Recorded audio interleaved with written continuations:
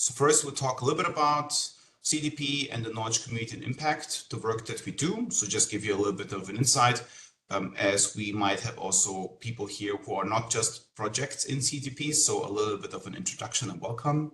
We will hear from Living Labs and Regulatory Sandboxes from Desole, especially Martina Desole.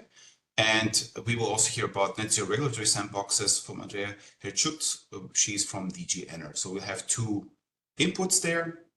After that, we will then move into two breakout session rooms where Tanya and I will be doing different things. And you will also be staying in the room. I'll tell you more about that later. In any case, the moderator will shift and you stay in the room. We will talk about specific regulatory aspects of sandboxing, but we also talk about market acceleration and readiness. Now, after that, we'll wrap up these two sessions just to give an overview of what we have done in the interactive session and have a small discussion with Andrea, who will stay with us during this session, which is very nice. And after that, there will be some final reflection from David Amato and our coordinator of CT partnership. So this is in a nutshell what you can expect from today's agenda. And now maybe the main goals of the session. So what you will hear about, what we will discuss, and maybe what you could learn theoretically. So you'll get more insights on the Net Zero Industry Act. You already heard a lot about that yesterday. So we want to bring a few more things on top of this, especially on sandboxing and applicability of this. We will discuss possibilities and impacts of sandboxing in your own research. It's interesting for us to see how you see this and how some of the takes you have on this topic regarding your research. And we also want to discuss and accelerate market uptake through sustainability and business readiness, which is also part of the interactive discussion. Now, let's start with what is Clean Energy Transition Partnership? Just a few words to introduce ourselves for those who do not know us. So we are a big partnership who is accelerating the clean energy transition, as the name implies. We have a lot of partnering countries with many public funders within these countries. And we established with them a transnational and innovative community driving this transition. We are, inspiring you and our projects to, get to action and to develop innovations, especially internationally. And we want to build a community of change makers, of researchers, industry, entrepreneurs and such, so we can work together on this big transition. Now, a few numbers about CT partnership. As I said, we have more than around 50 funding partners. We receive a top-up from the European Commission for the work that we do, which is very nice, makes our work a little bit easier. We fund approximately 100 to 140 million euro per year in our funding scheme, and CTP will running from 2022 to 2027 when it comes to the tendering processes, but due to the project lifetime, you can add another 3 years. So in the end of 2030, if I'm not mistaken, 100% will be done with CT partnership. And a few more numbers may be interesting to see how big we are when it comes to project work. So we carried out 2 calls already. We have probably 108 projects that are funded, 46 active. I believe some of them will be here today, and 62 upcoming. So our community is growing. The current overall project volume is 250 million. And you see here how many organizations and how much funding we give per project approximately. Maybe a little bit on the thematic or content foci. So we have 7 TRIs. Some of you might be familiar with that. These are our transition initiatives. Alongside, we design our calls, which define also the content of the project work mostly. So we have 7 of them, and those who apply for it, they usually apply for one, I believe, or a combination of some of them. So this is just the, let's say, content foci that we have at CT Partnership. And a few more numbers, and then I will swiftly hand over to Tanya to give you a few more words about our community. So as you can see in TRI 2 and TRI 3, which is net zero energies and storage systems, we have a strong oversubscription, or let's say focus in this case. That means that in the first 2 years of CD partnership, most of the projects are doing their work here. I do believe we also want to amplify the other sectors and have more projects from the other TRIs. So if some of you have also interests or ambitions in, for example, proposing in one of the other content TRIs that we have, please feel free to do so. And without further ado, I will now give the word to Tanya. Is that correct? Yes. Yes, perfect. Let me just move forward. Jump to the next slide. Here we are. Thank you. To support you, we have 3 teams, impact, monitoring, and knowledge, and we work very closely together to add value to your work and to support you in every way we can. Next slide, please. Our approach is to offer you diverse event formats and actual events. We do workshops on particular topics, conferences like this one, online forums on critical aspects of the clean energy transition. Our approach also includes interdisciplinary cooperation and resource sharing, and we aim to build bridges between the academia, industry, and also other types of stakeholders in society like finance, policymaking, and the civil society. Next slide, please.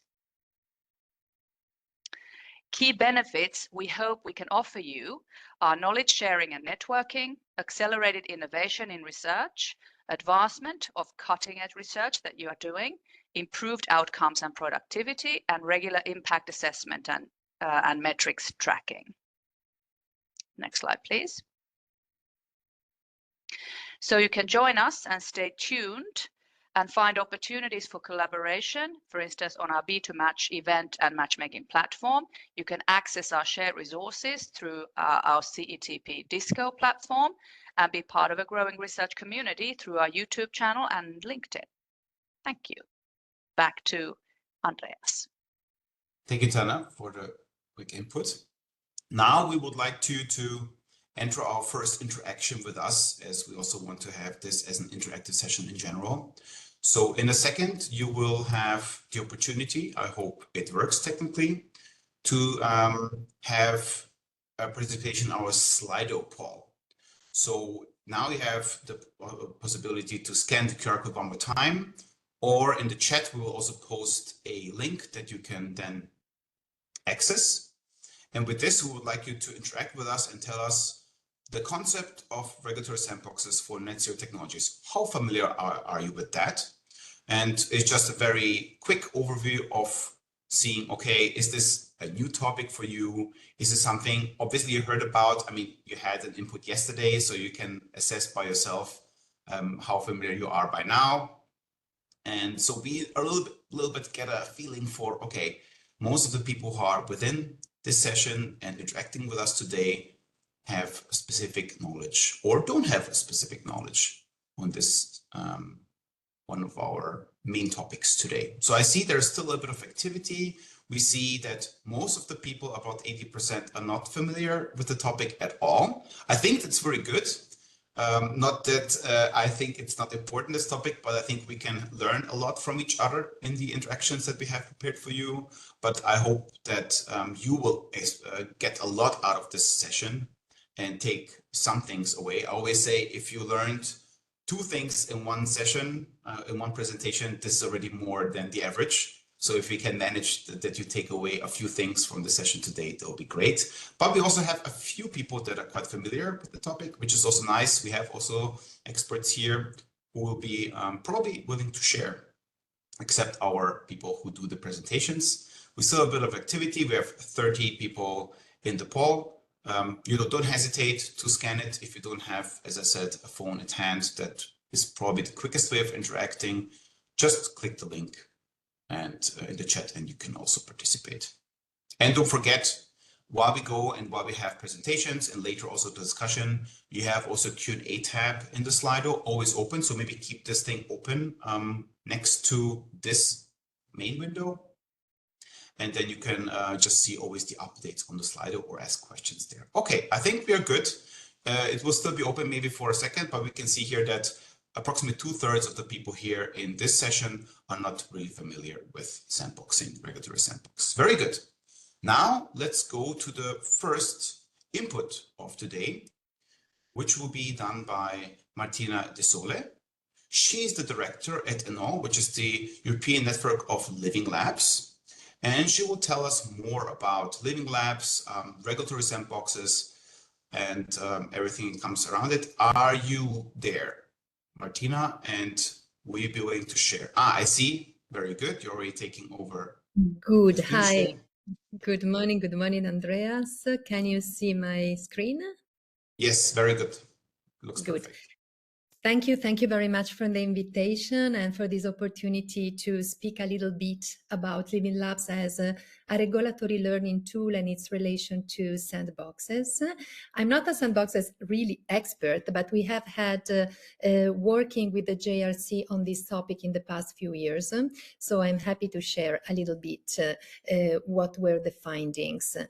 First of all, Desole, it is a non-profit association of certified living labs. We have been created upon initiative of the European Commission in 2006, really to promote the living lab concept, but also to support EU policies, enhance living lab, giving their opportunity to grow and scale up.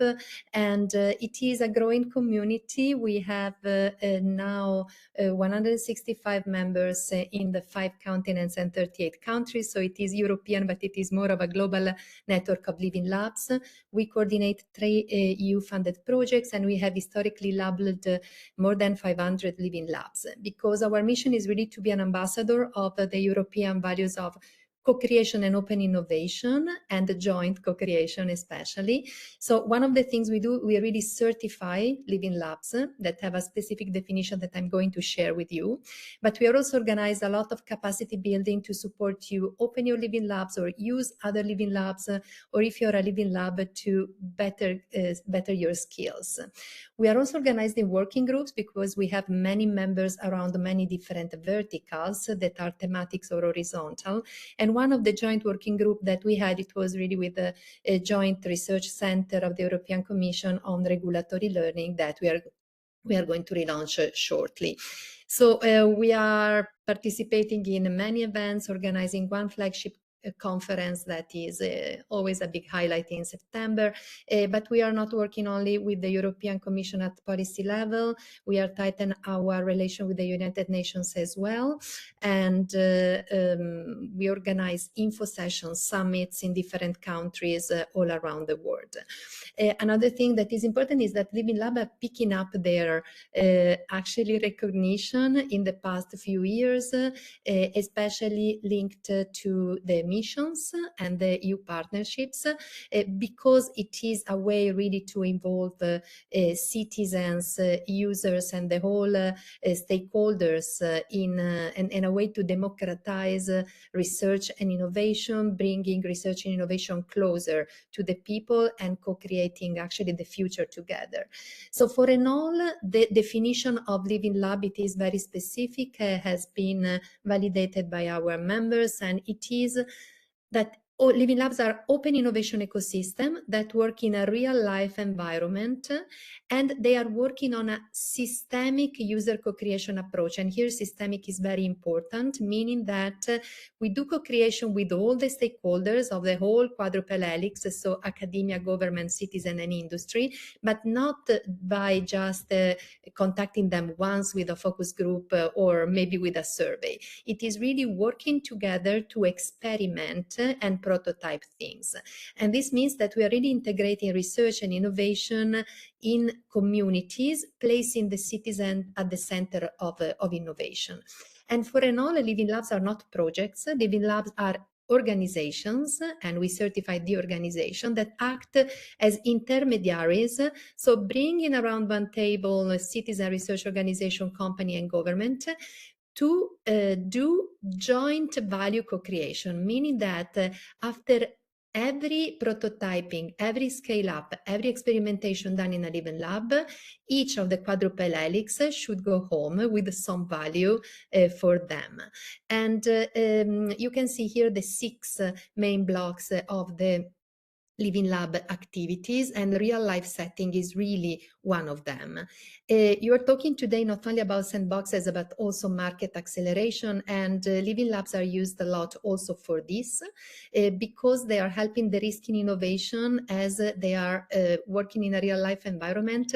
It is easy to see if what is prototyped or experimented on will be taken up or not, and is helping really to bridge the research market gap and also to support the co-design of better products. So it's giving insights into early adoption and help also sometimes to fail faster, fail better, and to faster the innovation cycle. But as we said, we don't consider Living Lab mere projects. So a Living Lab will deal with multiple projects, but it should be an actor on the ecosystem to support the transitions, energy transition, climate transition, digital transition, there with the citizens to really test the future together. And while we are working, especially with less protected categories like citizens, it is very important to create a trustful ecosystem. And Living Labs, we always say, are trust brokers, because we are there in the territories to support, also to create really familiarity with the research innovation, so bringing really research out of the labs and into the house and into the streets. When it comes to the regulatory learning context, we have the quadruple helix represented always, because we can talk about innovators that are usually represented by industry and academia that have the challenge really to fit their innovative solutions into the existing laws, policy and standards, or to act in an environment that is not yet regulated, so they don't know how to bring this to the market or to do more research on it.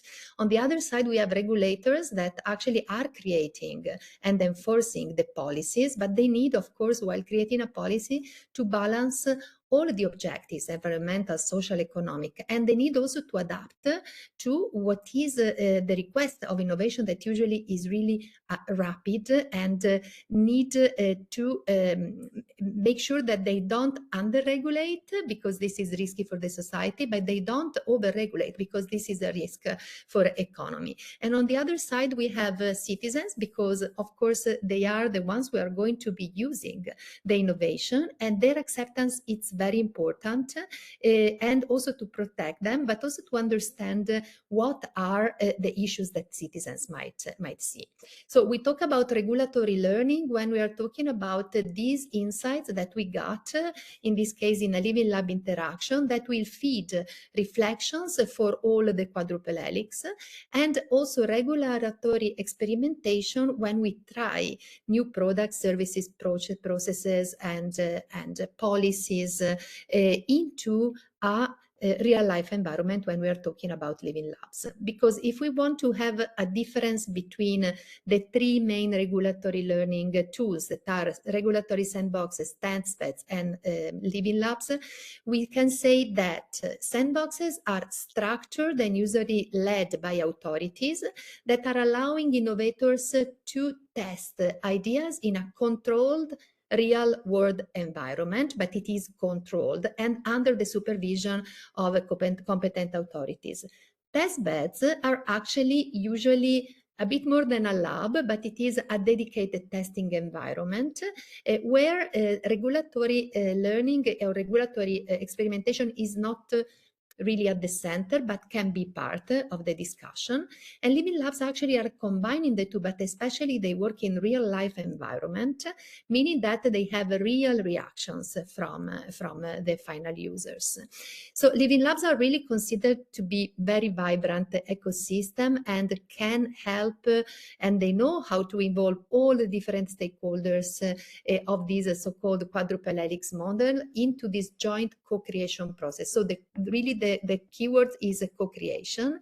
And so it is important to use it not only when you have already a regulation, but especially as they work also in identifying future problems that can arise. When we have an unregulated field, they are particularly useful because they can help in identifying the nature of innovation, the potential, the risk, the problems, what is the perception for the final users. To close just three examples from three of our members. Valencia Living Lab decided, actually the city of Valencia, to have both a living lab and a sandbox to test really policies towards climate neutrality in these two different settings with the different projects. Limerick Cities Innovation Lab started as a project and then became a real living lab that now has multiple projects that was used initially really to redesign the building and fire regulations in Limerick, and then this led to redesigning the climate adaptation policy of the city. Another example is a Krakow Living Lab that it is working more with company in this case, and they have been organizing a policy learning lab with innovators and citizens, where also the policymakers were learning about the concrete application of technologies, especially when it comes to AI or other emerging technologies, and also how the citizens feel this interaction is actually endangering or supporting them. We have at the end of 2021, the last data I could find, around 40 regulatory sandbox in Europe. You can see here the countries, and you can see that Germany is big on it, but also other type of experimentation and living lab are in the green area usually. And you can see that there are many sectors where the sandboxes can be used, and living labs as well.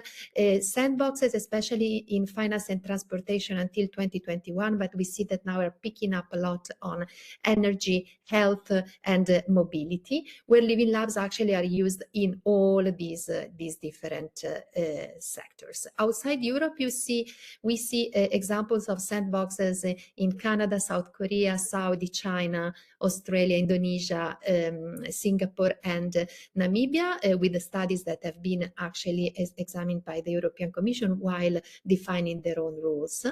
And what is next? For and all, we are going to relaunch the joint working group with the JRC on living labs as a regulatory learning to see how things are progressing. And the European Commission is working on sandboxes also in Interoperable Europe Act, Artificial Intelligence and Net Zero Energy, at least. But we have the European Commission after, so they probably will be more specific. I hope I stayed in the 10 minutes. I ran a lot, so I still have 1 or 2 minutes in case you have one question, but you can send me questions afterwards because I have to run to another conference, unfortunately. And we have one little question. I think you can also address it in a minute, if that's okay, Martina. One of our audience members asked, who can and how can we join Enol? Can you give us a little bit of insights how to get into your network? Yes, so if you are think you are a living lab, or you are a living lab, you're having a living lab activities, you can send us an application. We send you all the material. We also have a self-assessment tool that it is more quantitative. Everyone can take it to understand where they actually stay in the map of living labs. And then it is a qualitative application. We have 2 cutoff date to evaluate application, that is 15 of October and 15 of March. And we can, of course, interact to see if to support you in the submission of this. And you remember the 6 main blocks that I shared in the first slide talking about living labs.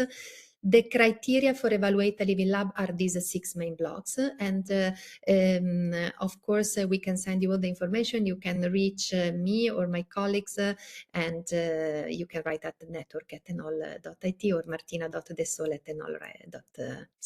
Org. I'm Italian. I'm always in Italy, so enol.org. Thank you very much. So yeah, I know we have to run to the next meeting, but thank you very much for being with us. If we have other questions that will come up maybe during the sessions regarding something specifically along the lines that you have really shown, we will maybe bring this in a written format, and then we make exchange and bring it to our participants then after the session and part of a documentation or something like that. So if that's okay with you, Martina, then thank you very much one more time. Have a great day. Thank you. And please we will continue with our agenda. Thank you. Goodbye. Bye. Okay, then let's try to reshare. It works. Okay. Great. So we had one input from Martina Desole, and we will now hear a second input from Andrea Hercsuth. She is a policy officer at DG Ener, and she will also give us more insights on net zero regulatory sandboxes and a little bit of a recap of the Net Zero Industry Act in general, as maybe some of you have missed some of the parts yesterday. Andrea, are you there?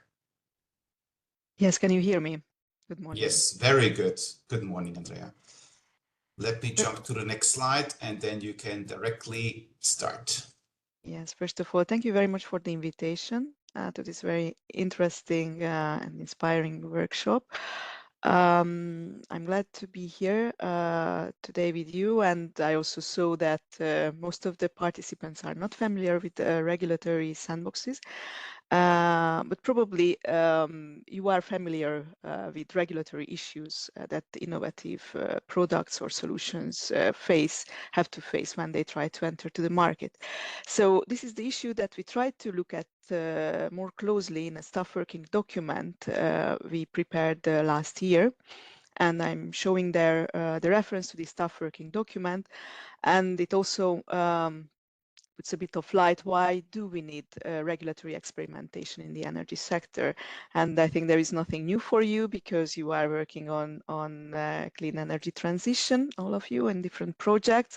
So this is a big challenge for all of us, the green and digital transition in this sector, where we see that the introduction of new energy efficient, renewable, smart system solutions really require innovation.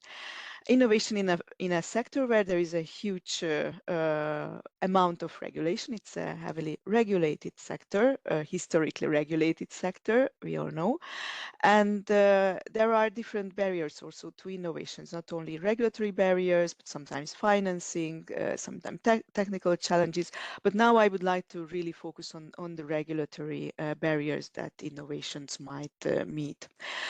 Some of those limitations might be there for well-justified societal purposes, as also Martina has indicated in her presentation before, that of course certain amount of regulation is necessary also for the society, and there are issues that we cannot really eliminate, and limitations that we cannot eliminate. In those areas, regulatory sandboxes would not make sense. So we talk about regulatory sandboxes where there is a possibility of regulatory learning, meaning that there is the regulatory framework which was set, having in mind certain solutions in the market. And now with the innovations, new solutions are there which were not foreseen, fitting to this framework. And at the same time, the competent authorities, regulators are open to see how those frameworks can be made more flexible. So if you could just show the next slide.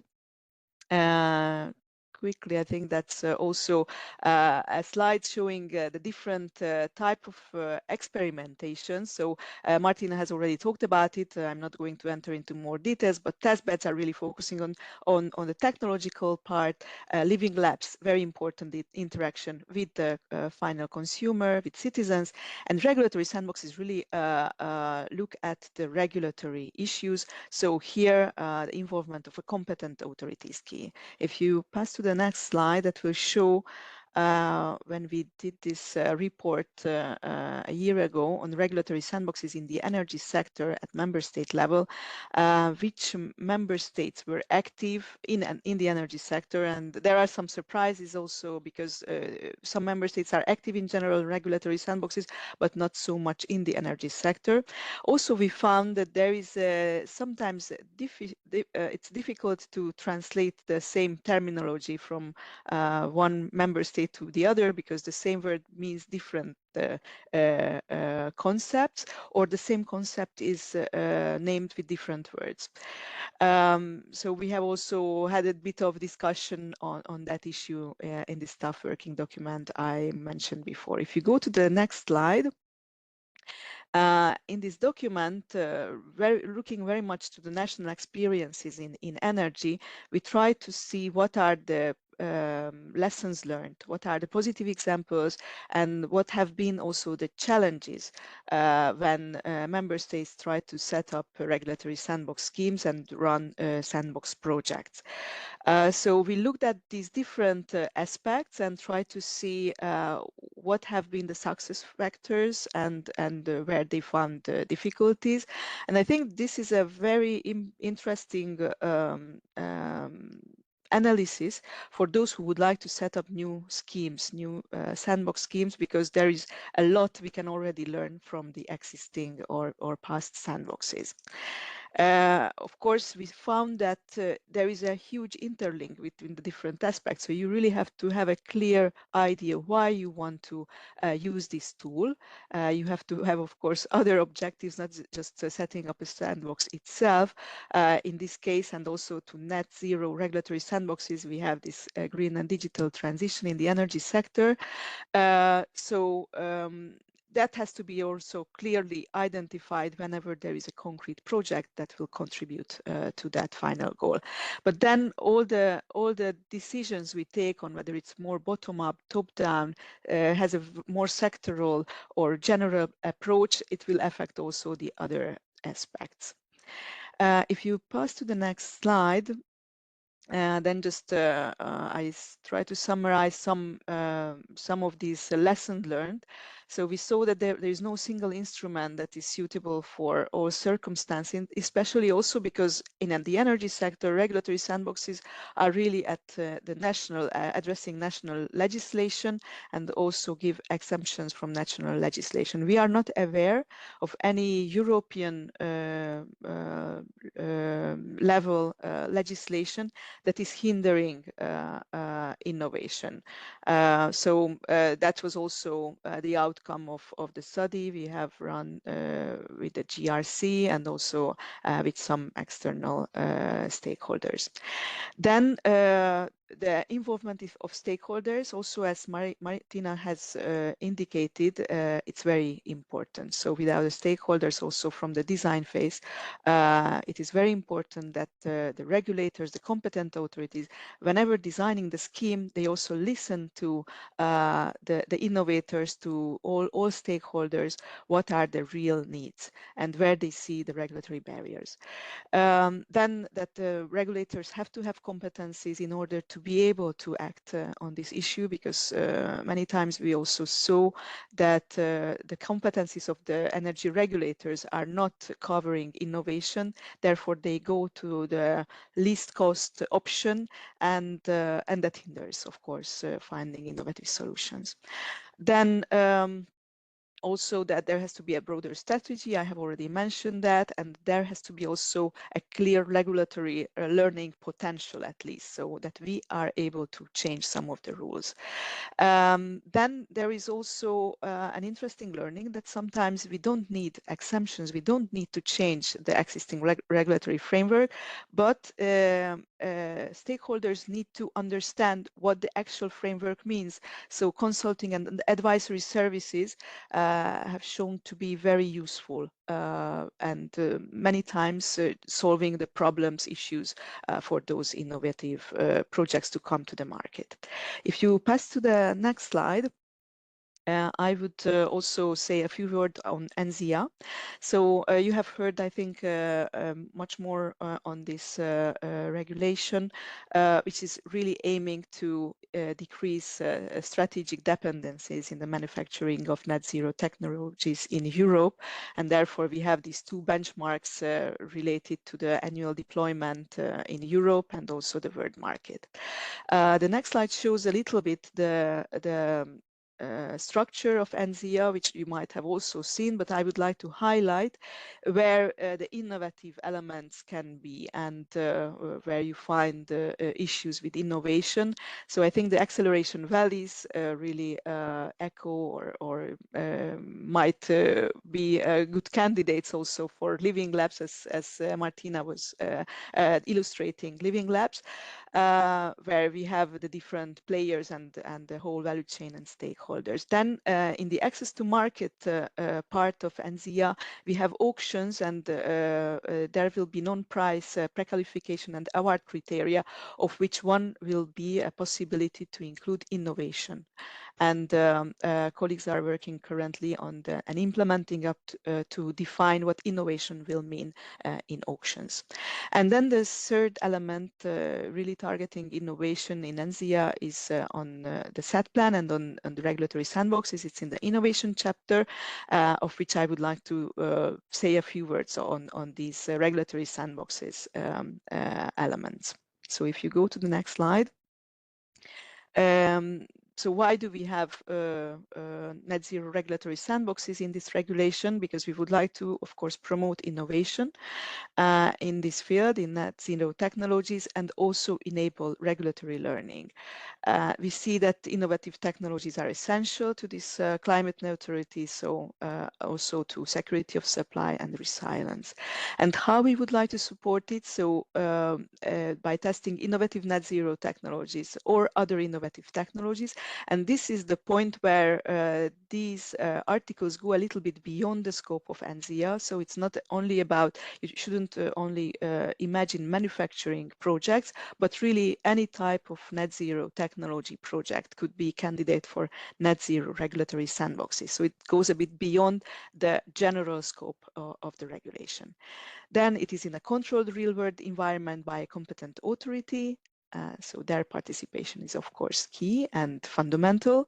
For a limited time, finding balance between legal certainty and objectives of union law, and allowing for derogations from national law. If you go to the next slide, it shows that for the establishment of these sandboxes, so here I would like to also make the distinction, as Martina made in the case of Living Labs, we have the schemes, regulatory sandbox schemes, and then there are the concrete projects which can apply to participate in the scheme. So now I'm talking about the scheme, and it is an obligation on member states to nominate, to designate national contact points responsible for regulatory sandboxes after 9 months of the entry into force of the regulation, which was in June. Then they have also the possibility and also obligation of establishment of these regulatory sandbox schemes. If it's on initiative, it's a possibility, but if it's on request of companies, then it's an obligation. And the modalities and conditions of these schemes will be described and adopted through implementing act, which will be adopted at a later stage. We are also having some provisions to support especially SMEs and startups, being aware that for them information, access to information, regulatory knowledge, it's even more difficult. So there are some additional measures. If you could pass to the next slide. It also, so NZIA Act also says some words about the competent authorities. Of course, they have the supervisory power, and they have also the power to decide to let certain projects into this scheme and participate in regulatory sandboxes and provide them with extensions or derogations. There are also safeguards for health, safety, general populations and environment interest, as in all regulatory sandboxes, of course. And there are some enabling provisions, if you pass to the last slide, where we try to also foster cross-border cooperation in sandboxes and provide a coordination of activities between member states in the Net Zero Europe platform, where they can exchange best practices, learn, also invite stakeholders who have been participating in concrete sandboxes and where we can all learn. We will have also regular reporting from the Commission on these practices, and as I mentioned before, there will be additional support measures to SMEs. So that's what I talked to tell you in short, but of course I'm happy to answer to questions or later participate in further interactions. Thank you. Andrea, thank you very much. We do have a few questions but we can bring this later to our discussion after the breakout session. So thank you very much for your input and the very interesting presentation that you gave us. Very insightful. Let's use the time now to introduce our next session, our interactive session that we are jumping into. And before we start in, let me describe a little bit the structure of it and what you can see in there. So we will have two breakout rooms. You will be moved in a random of these two rooms, and it really doesn't matter where you are. Tanya and I, who will be moderating these rooms, will be then shifting in the break that will happen after 45 minutes. So one of us will be with you, talking about impact or knowledge related things. And then after 45 minutes, we have a 15 minutes break. Then we will shift and you'll get the other part. So rest assured that you'll get all the interactions that we envisioned for you. Maybe just the purpose of the discussion in the breakout rooms so you know what to expect when you go in there. So in my session specifically, we will discuss a little about regulatory impacts on your work that you're doing here, project work mostly, but we'll also discuss maybe possibilities for the future that you could do. So we will want to learn about that a little bit. And in Tanya's session, you will reflect on project readiness. You will assess specific factors, for example, technological, market, and societal factors influence the scaling or commercialization, but you will also identify challenges, support needs when you talk about accelerating market uptake and such. So these are the two things that we want to talk with you about.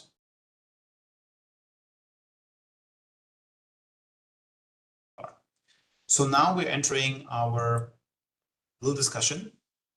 And before we do that, I would like to give some wrap-up information, summaries out of the sessions that Tanya and I did. And is it okay, Tanya, that maybe I give you the word so you can start and then I'll follow up? Is that okay for you? Sure.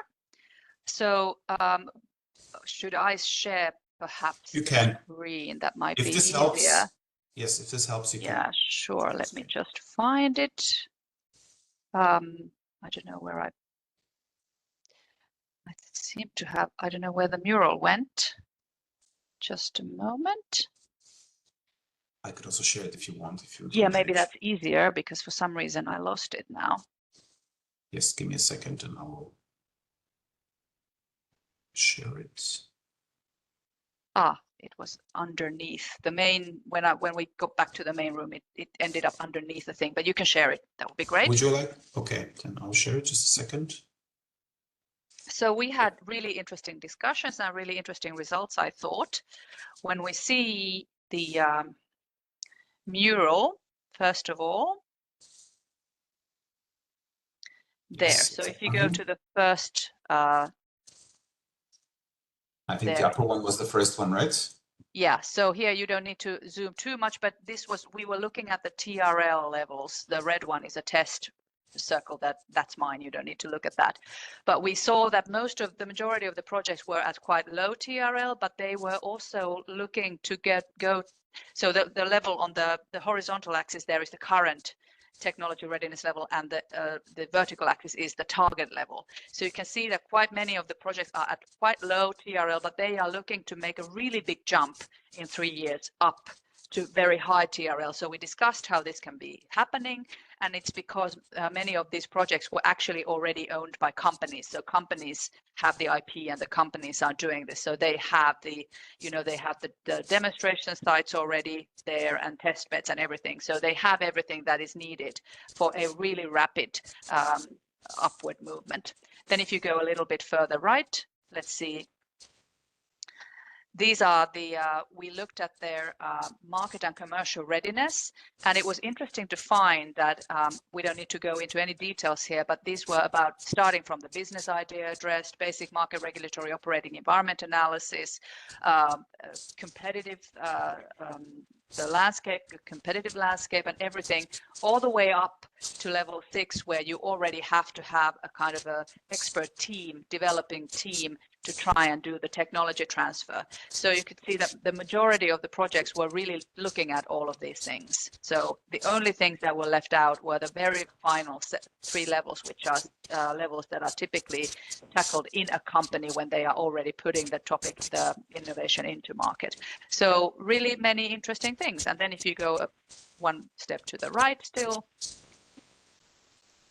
There we were looking at different types of sustainability and social acceptance issues, and in both groups it was clear that almost all of the projects were looking at these things quite a lot. So that was really a very positive sign that they are really looking at all of the things, the environmental and land use impacts, which are one of the key issues addressing the social acceptance, because that's something that really bugs people when their landscapes are littered with wind farms and solar farms, and when their waters and environment could be polluted with, you know, for instance, battery factories or things like that. Resource efficiency, circularity, community engagement. I was really surprised to see that many of the projects are really looking into this. Some of them had work packages really kind of dedicated for this issue.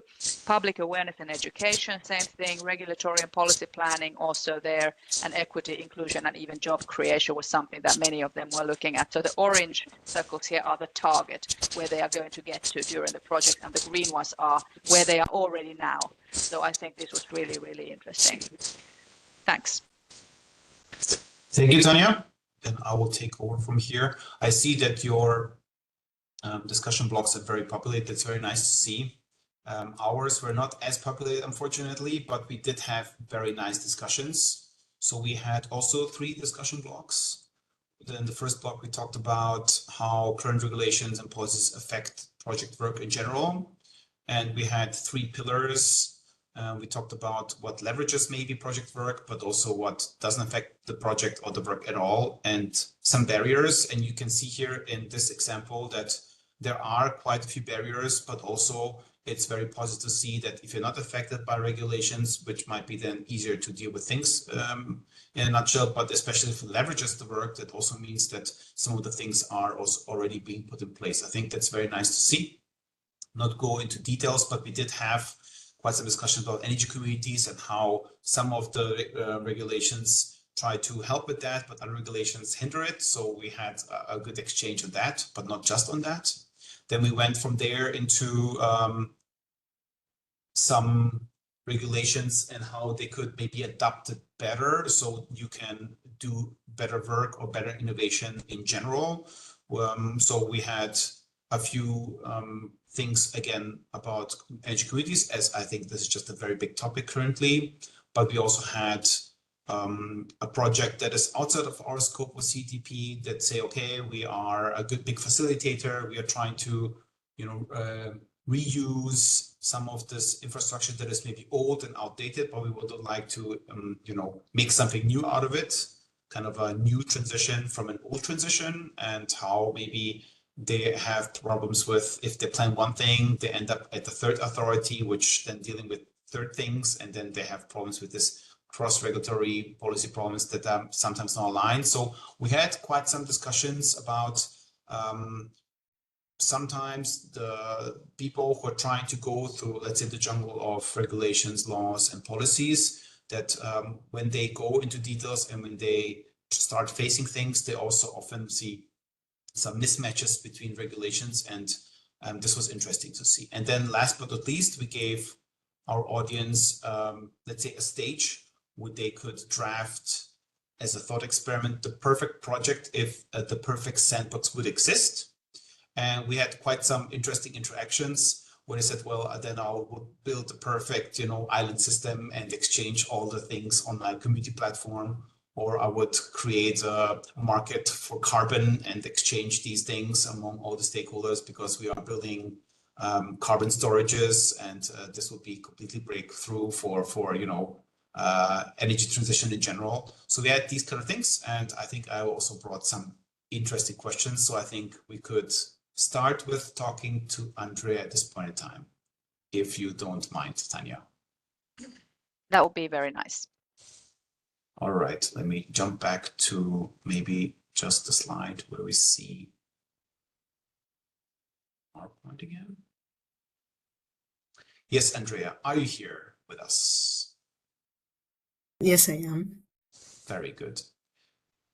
So I would say ladies first, if you mind, Tanya. You have surely some interesting questions for Andrea from the discussion, but also from our morning session. Would you like to give Andrea one of those? Yes. Well, first of all, I'd like to maybe hear your comments on the readiness of our projects, because I was a little surprised that they are thinking, so many of them are already thinking about the market issues, business readiness, and also the regulation. Some of the problems they had was that regulation was in their technologies, that it was still changing. You know, it wasn't fixed, and it was very hard to comply with regulation that is already changing. So first of all, just a question on your overall comment on how did you feel when you saw all these results? Were they surprising to you, or were they something that you expected? I think it's a good thing that projects from an early and low-tier level already start to think about those issues, and I think it's a wise approach, because if you make an assessment and from the beginning it results that there is no real opportunity, then that puts in question mark the whole project. So I think it's a wise approach. So I'm very happy that projects from an early stage look at these issues. I think it's a good thing. And about changing regulatory environment, I think it's yeah, there we have all a challenge with the energy transition, and it's of different dimensions also from the legislative part. And therefore, I think one of the issues with regulatory sandboxes and with regulatory learning is this communication between innovators, companies, projects, and competent authorities. So this is what we would like to also encourage and make happening in all member states with the net zero regulatory sandboxes provisions.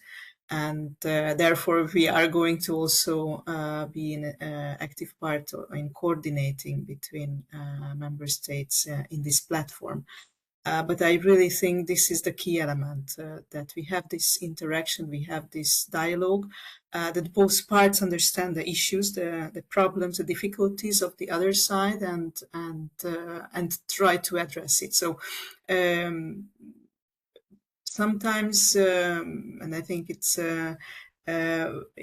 also shows from the discussions, it's not about a concrete barrier, but knowing better what is feasible and how that can be done in the actual framework without changing anything.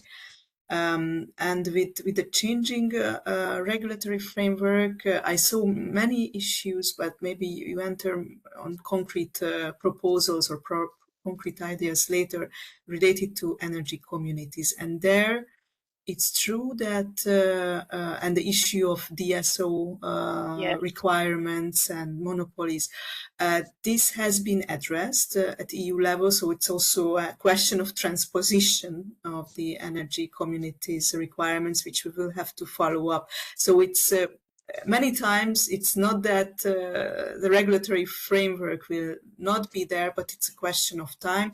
And then if there is really a lack of appropriate framework, then we have to see if a temporary solution like a sandbox could help, or just accelerating the transition, the transposition of a directive is really the issue. I wonder at what level do you see these discussions and interaction happening? Because here we have a number of individual projects, and I guess, you know, it wouldn't be necessarily feasible for individual projects to try to carry out this sort of interaction. So I wonder if you see a role, for instance, for a partnership like CETP to host such discussions, or do you have another idea in mind where we could then take part in and take the message of these projects forward? Yeah, certainly. I mean, definitely there is a role, and for every partnership also, if we go to more technology specific for you know, the in the set plan governance, the ETIPs, the different ERA platforms, the IWGs, but definitely partnerships, European partnerships under the European Research Programme are mostly welcome to gather all the knowledge that you have from individual projects, and those are expressing, of course, important requests, important issues. where I mean, I would be very happy to receive that. So either to us in the Commission or through the this platform, which is not fully running yet on Net Zero Europe platform, but also directly to us. I mean, this is, I think it's a very good idea. And just a few days ago, I was also in the Ethic Wind workshop, so it's more focusing on wind energy, and they have been also signaling EU finance projects having been suspended because of issues, permitting issues, for example. So I think we really have to look at it, especially when we have the projects financed by European budget, that regulatory issues shouldn't become a blocking element that makes failing the projects. And I think all these regulatory experimentation toolbooks and tools are we have to match those two. So I think this I will try to bring this into the net zero regulatory sandbox debate, but I would very much encourage you to gather all this knowledge and present it to us, and we can see what is the best format for that. That's great. Yes. But one more thing, if I may, just one thing. It kind of sounds when we are carrying out this discussion that the regulations are only a bad thing, you know, inhibiting the innovations getting to market, but they are also there for a reason. So what advice would you have for low TRL projects about thinking about really important, like environmental regulation or socially relevant regulation, so that that they really take up those things, and circularity and issues like that will come in the course of hopefully the next decade, so that they don't end up in a situation where they haven't thought of these things and then the wall comes up because of that. Not just, you know, about regulation lagging behind the new innovations, but actually thinking about the environmental issues like that, land use, biodiversity regulation that is definitely coming up, that will restrict where these installations can be going, and also about the emissions and the circularity. Well, because often they think that, you know, they don't have resources to think about these things. Their only job is to develop the technology. But the good thing is that we have partnerships as yours or different fora where we gather projects and network of projects. So I think this could be a bi-directional communication. So as I was encouraging you to gather information from the projects and present it to us where you see problems, the same thing could be where we could identify upcoming issues to invite policy officers to your similar conferences or a workshop to inform interested projects about those developments. That's very encouraging. Thank you, Andrea. May I just thank you, Tanya, by the way. I think you took two of my questions. Sorry. But here we are together. No worries. We have to ask them anyways. Maybe a question regarding practicalities, Andrea. How will this be put in place, the sandboxing, and regarding a little bit the planning risks or assurances when someone wants to go into it? Because I do believe it becomes also a national matter, right? So it needs to be, you know, established also from a national perspective, national legislation, whatnot. How will this be rolled out? Is this a coordinated effort? And what can future projects or the people also in this community here today look forward to in the upcoming year or years? And you know, tell us a little bit about how this will be put in place. Yes. So what we saw in this report we produced last year and published last year, that there are some member states very active in regulatory sandboxes in the energy sector. Others were not even thinking that this was an issue to address, because they thought there are other priorities, very high priorities in the energy sector, in the energy transition, and this was not identified as the most burning one. However, in the NZIA Act proposal, we thought that there should be a common and level playing field in each member state to to have the possibility to address regulatory issues. Of course, it might be different in different member states, and most of the comments, I think, will also really addressing what is there at national level, and sometimes also how transposition of those national of European directive is done in national framework. I have seen the issues related to agri-PV also signaled in other fora because of the land qualification changing other possibilities, or with buildings, building codes. So this is pretty much a level where the European Commission cannot really enter because it's at national competencies. But what NZIA does is setting this framework, so requires a framework from member states to put in place, to have a competent authority, to nominate a contact point for regulatory sandboxes, and enables, we try to enable and facilitate this interaction between stakeholders and competent authorities. The next steps will be this implementing act, where we will enter into a bit more details how a sandbox scheme at national level should look like, very much based on what we have found from the existing schemes already. So we don't want to over-regulate because, as you saw, one of the first finding was that there is no one scheme fitting all, but we have to find what are the problems and address those problems in each and every national environment.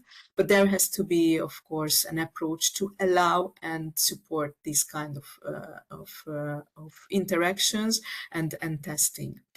And this is also related to what Tanya said before, that it's not against regulation. We need regulation. And there are good reasons why we have regulation. It's just that sometimes regulation is not taking into account all the solutions, because those solutions come later.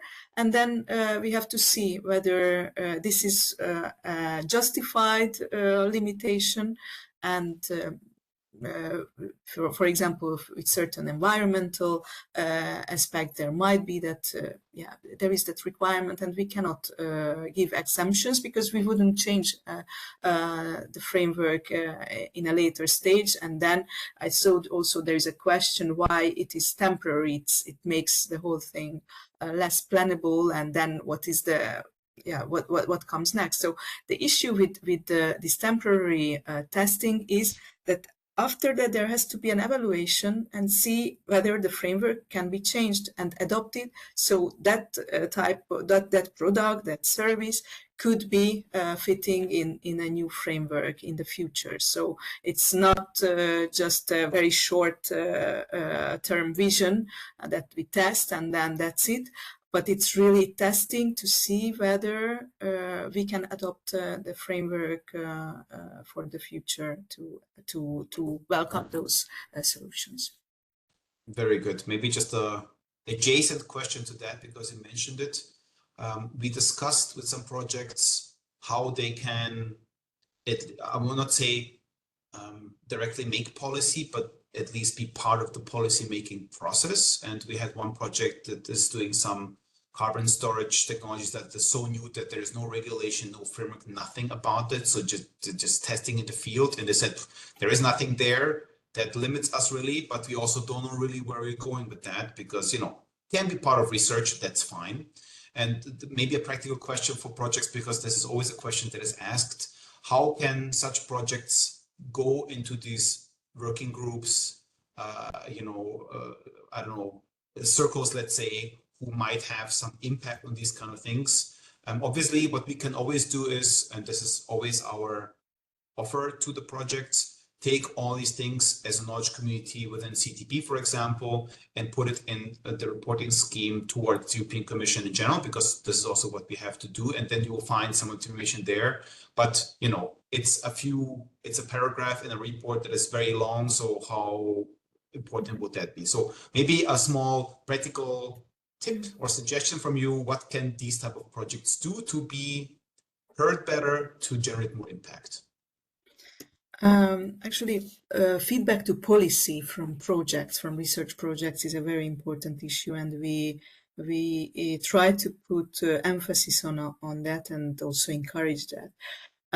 In this case, in the partnership, of course, there is a layer between the Commission and the projects. It's a partnership itself. With other Horizon Europe or previous Horizon 2020 projects, we also have the executive agency. And I don't know if you are familiar how it worked in the past, but that there was a very close contact, under FP7 or even FP6, where the project officers were in the Commission, and maybe next door colleagues were sitting dealing with that policy issue and designing the framework, the legislative framework for that. So there was a very direct link and feedback opportunity. Now, with the different layers, it becomes a bit more complex, but also I think that we have to see also the opportunity that there are fora where different projects can bring in their views and have a more complete assessment. So I would like to mention that with the executive agency, with CINEA, we are doing a lot of feedback to policy activities. So it can be, a report just signaling or driving the attention of the policy officers to some particular recommendations. But we also organize clustering workshops where they gather a number of projects around similar topics, and there they have an interaction with policy officers. Or we had also, when it comes from policy officers, we have also some questionnaires addressing on specific policy issues we would like to get addressed. So I would again here welcome the partnership to, and we could see it also how the partnership, we could have some really targeted feedback to policy activity, where we make sure that the policy officers who are dealing with a specific field get that information. So, for example, for next year, just to let you know, of course, we will have a new commissioner who has now a mission letter. We know what are the policy priorities where colleagues are working. So this is also the top-down what we need. But of course, if you detect a specific issue which is, you feel it's not addressed, it's not looked at, then I'm happy to help to find the contact person in the Commission, and yeah, there could be direct communication as well. I think DGNR has been always very open to that direct communication with stakeholders and listening to all the concerns or ideas, what we can do and how we should do in the future. Thank you very much, Andrea. Also, thank you very much for the offer, the direct offer to reach out and, discuss this with you or with us or together. Either way, I think it's an important dialogue that we have to have. Due to the fact that you're running now slowly out of time, I want to thank you one more time, Andrea, for being with us and giving us insights into the work that is been done now and in the near future. So thank you very much for being with us. We will stay in touch, that's for sure. And with this, I will jump to the next small interactive part before I hand over to our coordinator of our partnership. Thank you. And this Bye-bye. means, thank you, Andrea, bye. Thank you, bye. This means you have to grab your phone one more time or open the tab that you might have already opened in your browser and give us a little bit of an insight. So after this session today, after the day that you have heard yesterday, and after all this discussion that we had, how likely are you to consider applying for a participation in a sandbox that will be upcoming in the near future? So yeah, my colleagues will also post a link into the chat, so you can also interact there, because maybe you don't have the phone just at hand. And while you're doing that, we'll have 2 little questions, and then I think 12 sharp, I think I can hand over. I can see already Michael turning on his camera. You'll get the stage in a moment. I'll see you interacting, very nice. I think we see a little bit of some foci here, so very likely that's already good. So some people are considering it, need more information. That's also good to know. Andrea was speaking about communication and explaining all these things in a way that are comprehensible, because it's not really easy to understand in many ways. So and I think it's interesting to find that people find it that I hope they got the kind of idea that it's a way to really test the new technology and how it can work if it gets to market, when in actual fact right now it cannot because of the regulation. Exactly. So in a regulatory sandbox, it can really test whether it would work and then make the necessary adjustments, and then also hopefully the regulation will change to accommodate it. So I think this is good. Very good. And because we have a second question prepared for you, this is already pretty nice to see. Let's jump to the next one, and then I think this result was very good. Yes, I think it was quite good. How likely are you to enhance your approach to site acceptance, improve your market and commercial readiness? This is very much in line with what you have talked with Tanya about and discussed in her session. So a bit of, okay, how much of that would you enhance in your approach, maybe now and in the future? So give us some insights. I think that'll be very interesting for us to know. So I'll give you another maybe 30 seconds. Then we will hand over to our coordinator, and you will have then the last part of our session. And these sliders will remain open, won't they? So you can actually answer these later on as well, or continue answering them.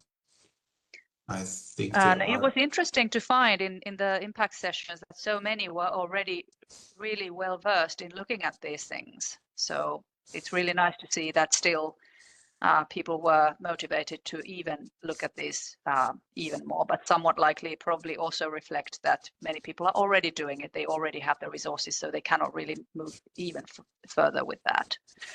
Yes, but very few are not likely, so this is a really good result. Yes, thank you very much. And it's nice to see that there is, developments also in the research area where, these things are really looked at in a detail.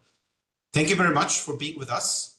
And without further ado, I think you can still interact with this, but we will put the next slide on. I will hand over the moderation to our coordinator, Michael Hübner. Thank you very much for being with us.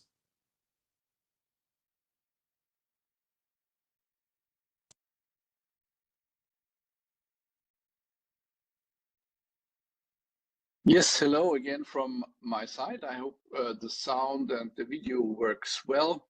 Thank you for this very interesting morning session today. And it's now time to conclude and to summarize what we have discussed, what we have found in our conference, and to reflect this together with our important partner and supporter, the European Commission.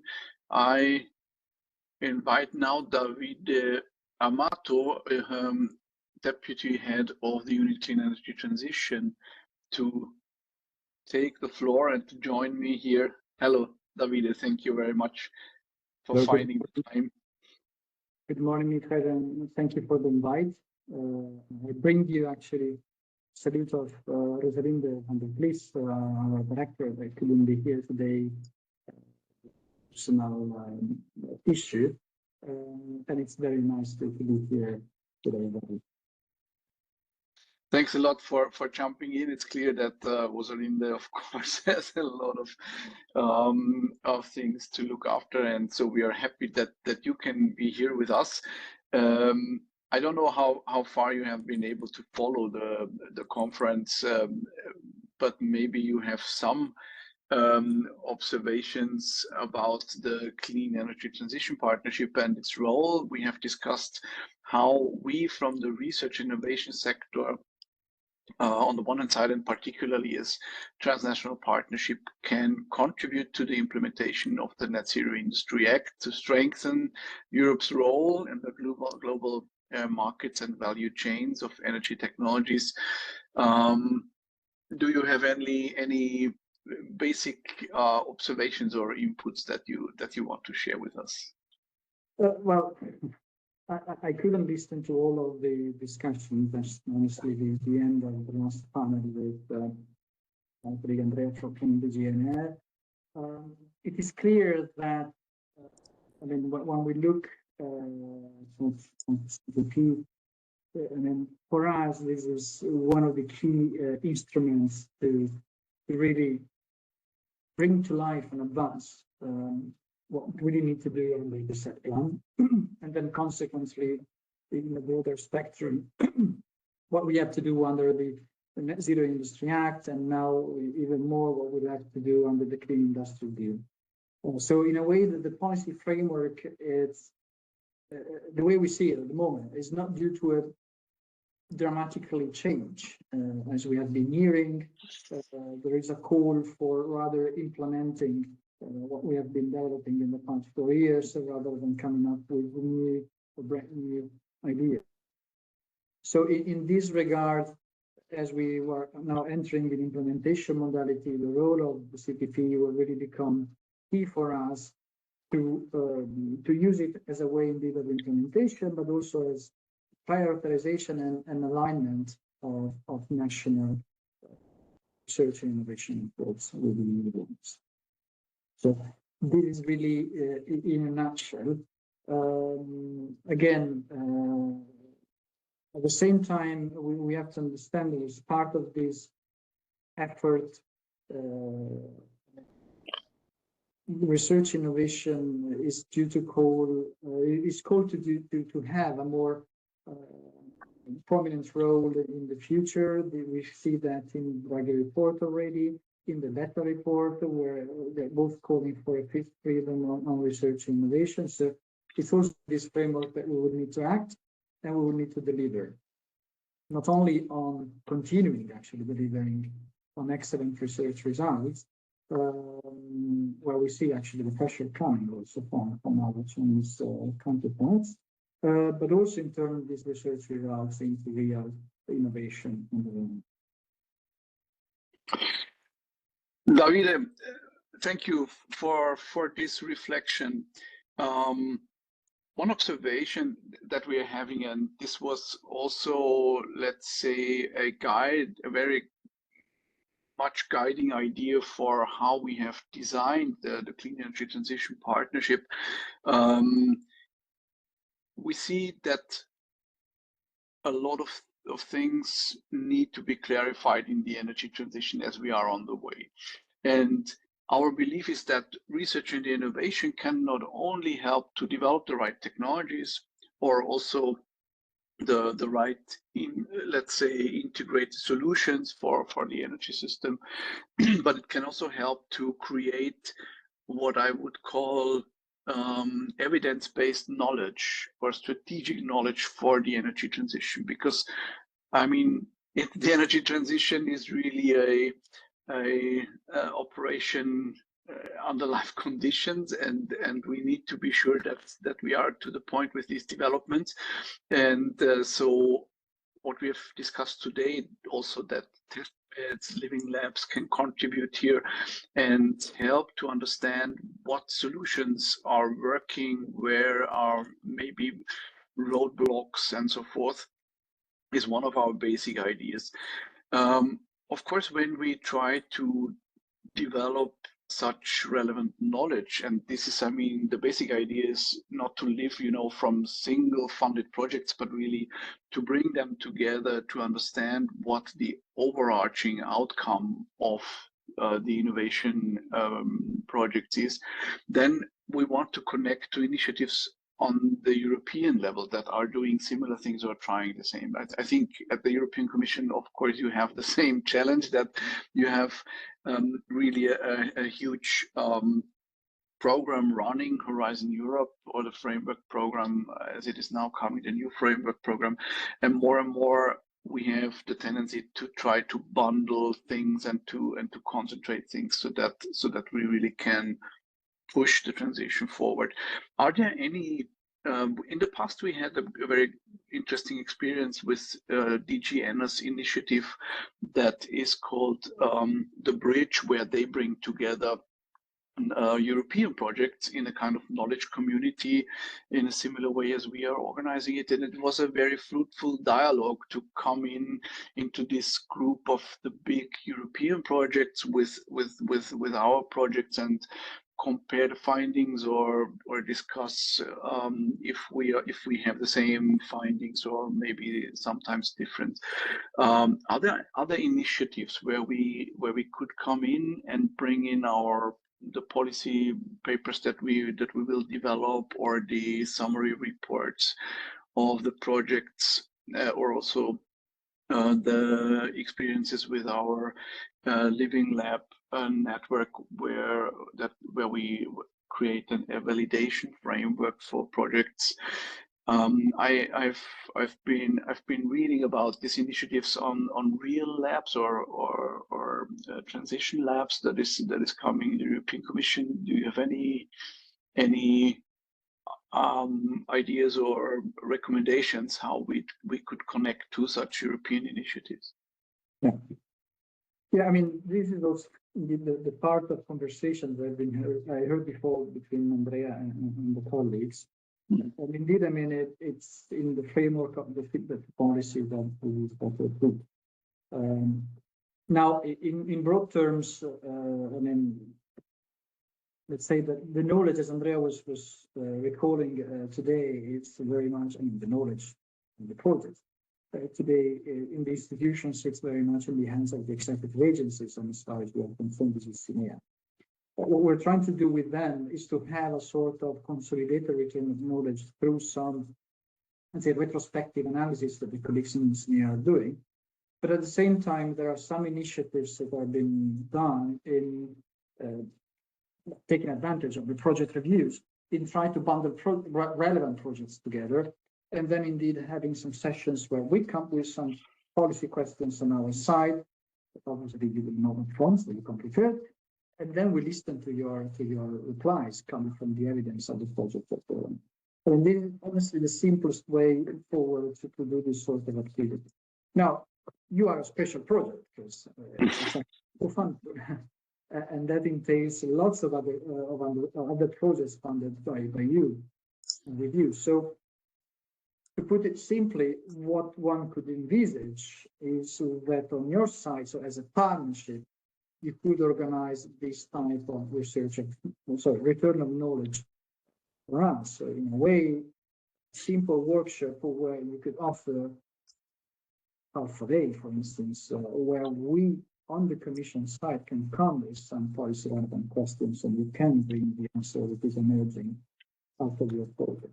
This is probably the easiest and simple way to get things done.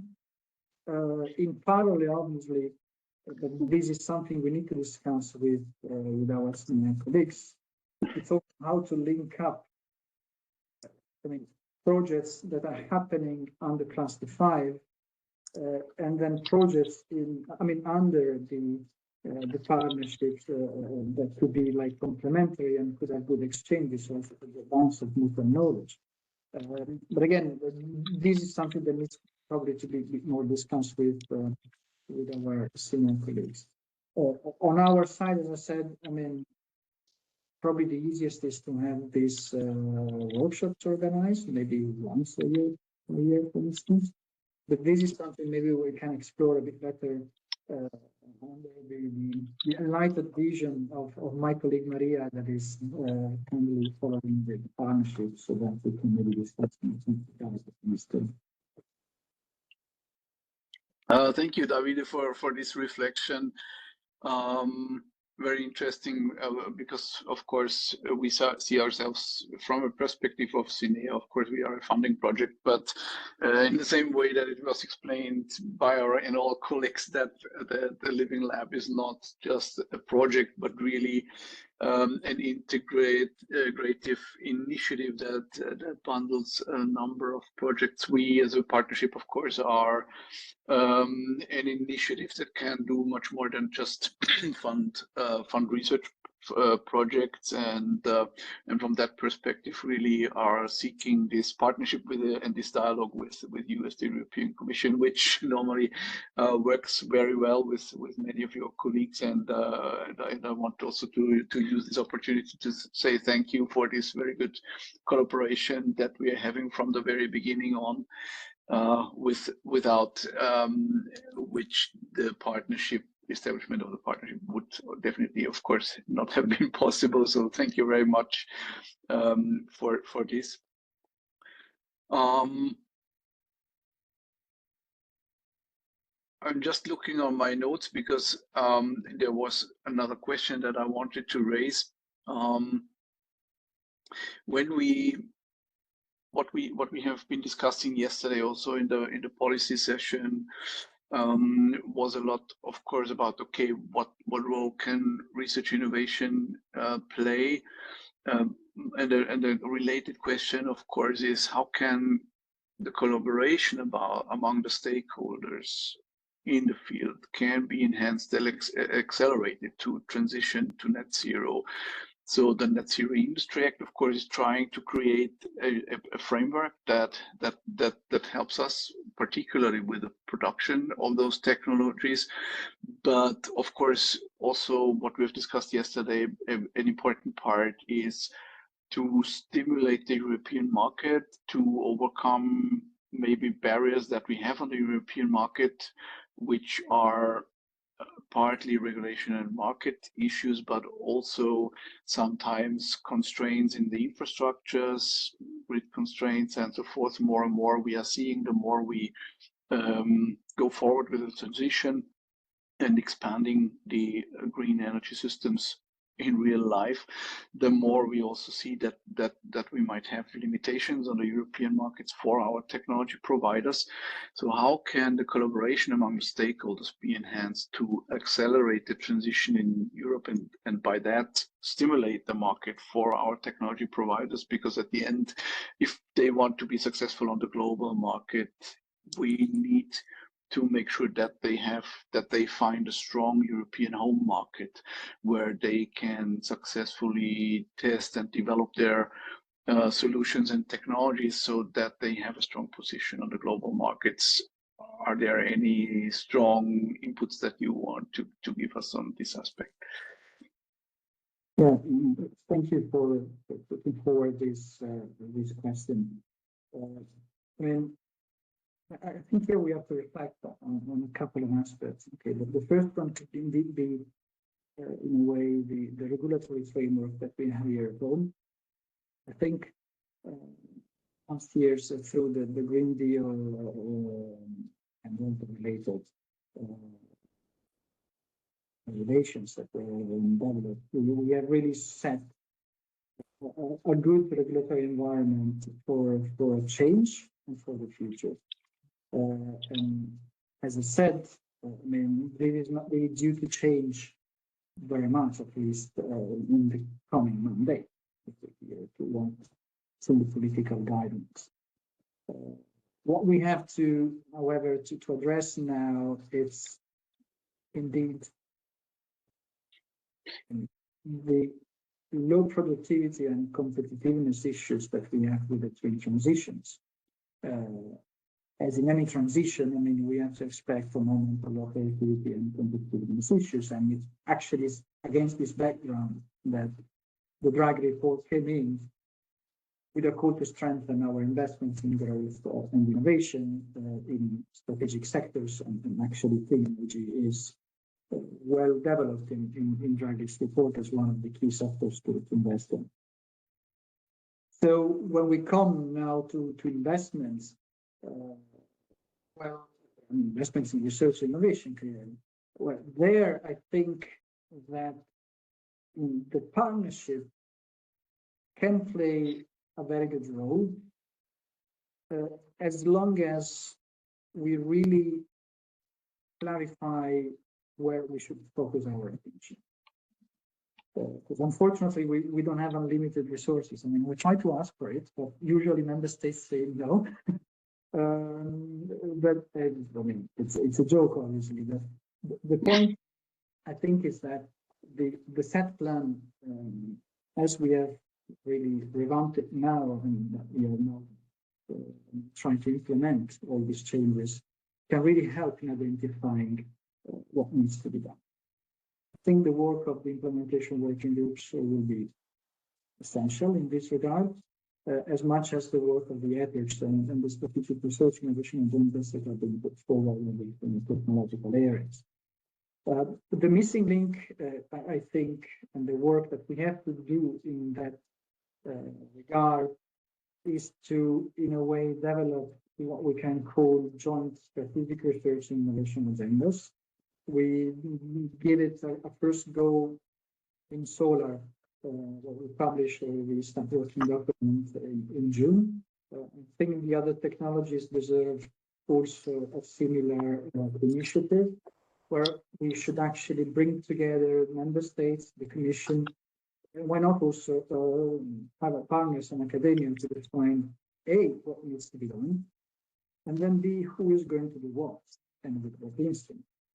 And in this regard, again, the CPP can really be a convening place where we bring together and align EU and national efforts against these priorities. So the platform, I mean, so the partnership can serve as a platform to be consensus also on these shared objectives.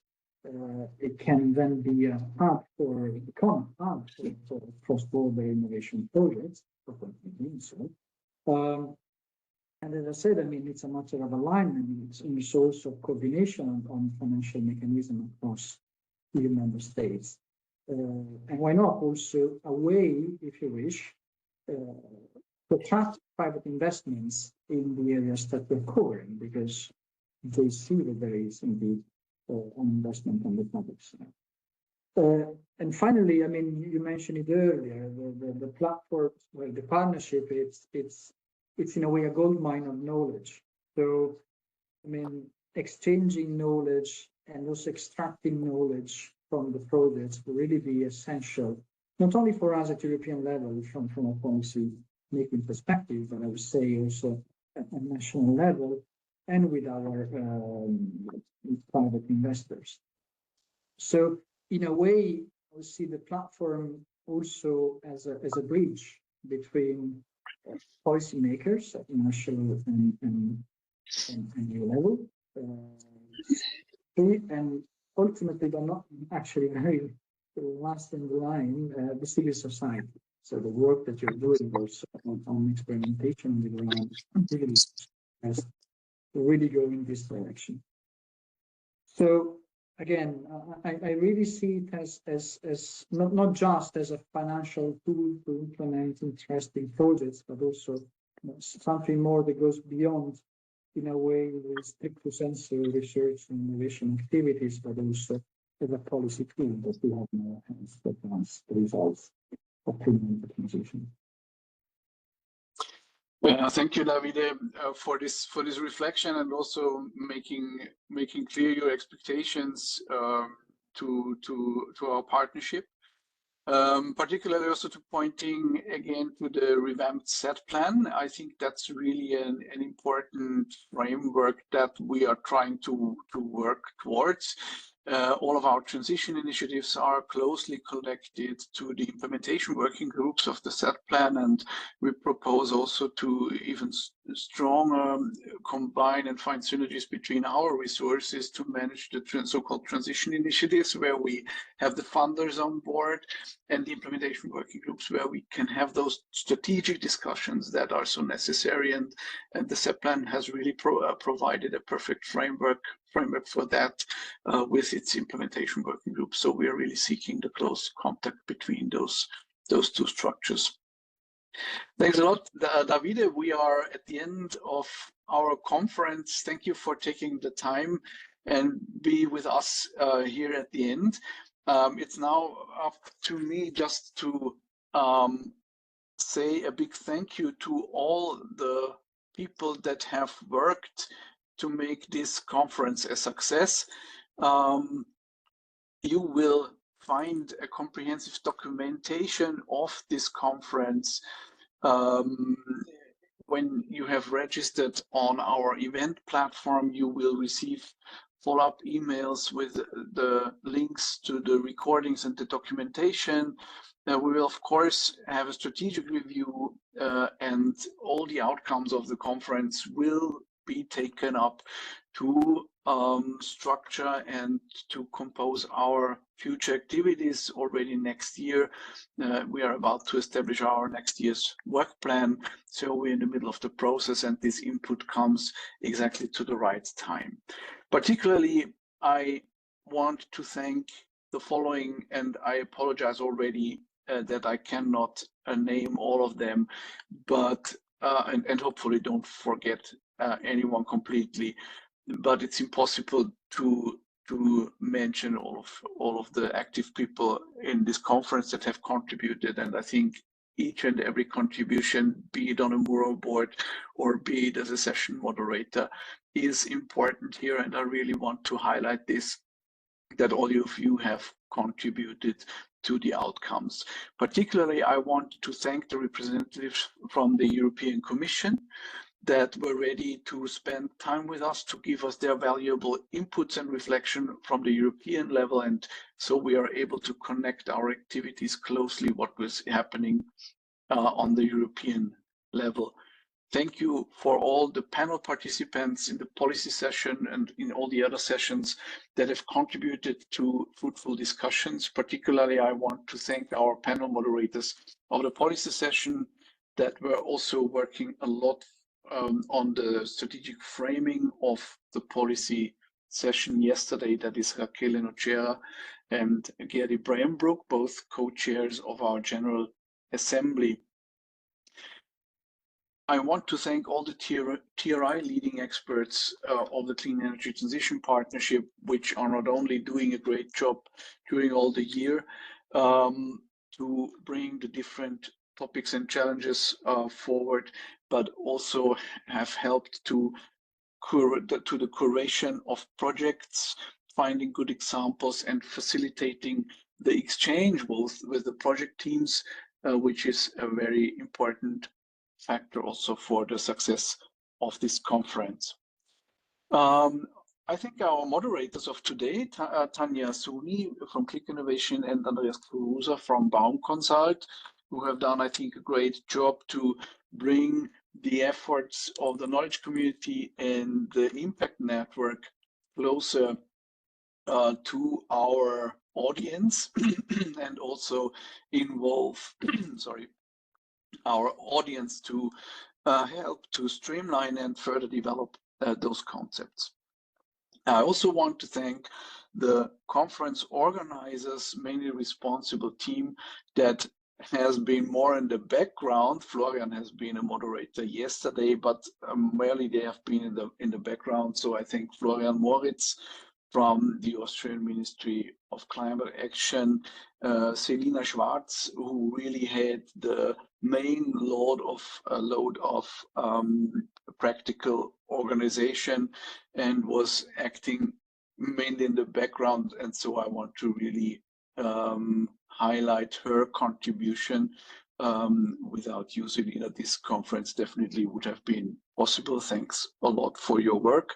And Julia Chenu from the Coordination Secretariat, coordinating also the supporting team. With this, I want to close this year's annual conference. Thank you very much for your attention, for your participation.